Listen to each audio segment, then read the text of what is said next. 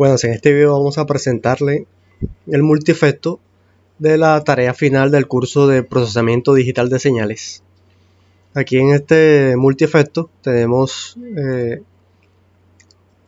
realizado 6 procesadores. Aquí están montados en 6 subsistemas. Aquí tenemos el procesador delay, el cual genera retrasos en nuestra entrada a la señal, que podemos ver los distintos delay. Para las entradas tenemos aquí 4 retrasos específicamente. Para el efecto tremolo tenemos una señal multiplicativa con una señal senoidal, y aquí tenemos un ladder gain que se suma con la señal original.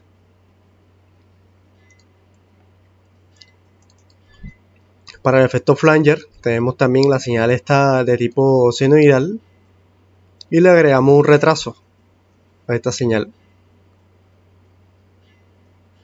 y se suma con la original. Para el procesador de distorsión simplemente agregamos un bloque de saturación que va de 0.5 a menos 0.5.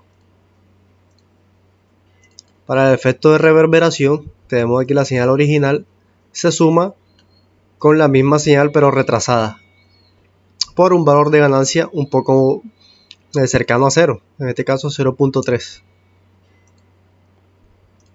Aquí tenemos el efecto panorama. Este efecto nos hará ver dos valores, uno de izquierda y uno de derecha, que viene siendo las dos. Con un audífono se podría escuchar pues en el lado izquierdo una cosa y en el lado derecho otra. Este es el efecto panorama. Aquí tenemos nuestra señal original from multimedia file, en donde se carga el archivo mp3 para generar las señales. Aquí tenemos unos switches por si queremos generar una señal impulso discreto o una señal senoidal.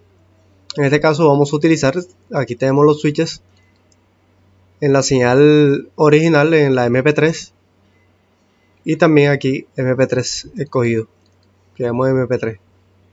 Aquí tenemos un oscilador, un timescope y un analizador de espectro para ver tanto en el dominio del tiempo como en el dominio de la frecuencia. Aquí tenemos, para el MATLAB de escritorio se puede utilizar el Audio Device Writer, pero para el MATLAB online es necesario eliminar este elemento. Como esta simulación es realizada en el computador, es posible dejar este bloque Audio Device Writer y voy a escuchar el sonido. Si no es posible tener el MATLAB de escritorio, pues simplemente eliminar esto y hacer solo el análisis gráfico. Entonces aquí voy a analizar el efecto panorama. Aquí tengo el ladder gain de la señal original en 1. Pasa por aquí todos estos, el ladder gain está en 0, desactivando los efectos delay, tremolo, flanger, distorsión y reverberación. Estos, aquí vamos a tener a la salida la señal original. Vamos a ver lo que hace panorama y vamos a ver que va a sacar dos señales, una izquierda y una derecha. Aquí se va a ver tanto en el dominio del tiempo y en el dominio de la frecuencia. Vamos a darle simulación. Aquí tenemos un tiempo de simulación de 200 segundos.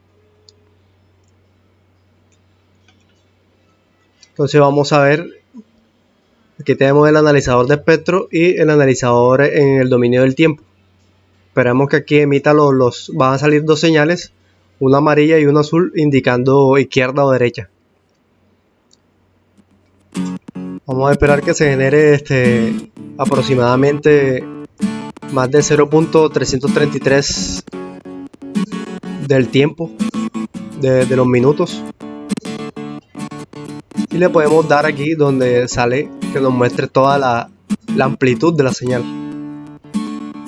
y vamos a darle detener, le vamos a dar stop y vamos a analizar esta señal. Aquí vamos a darle que veamos toda la longitud de esta señal, y aquí la vemos. Aquí podemos ver en azul una señal y en amarillo la otra señal. Vemos como cada una de ellas tiene un valor de frecuencia, no se encuentran desfasadas. Y además de esto hay un cambio de amplitud también. Le da un cambio de amplitud y un cambio de frecuencia a la señal. Aquí esto es lo que tiene que ver con el dominio del tiempo. Entonces con el dominio de la frecuencia, si analizamos solo la parte,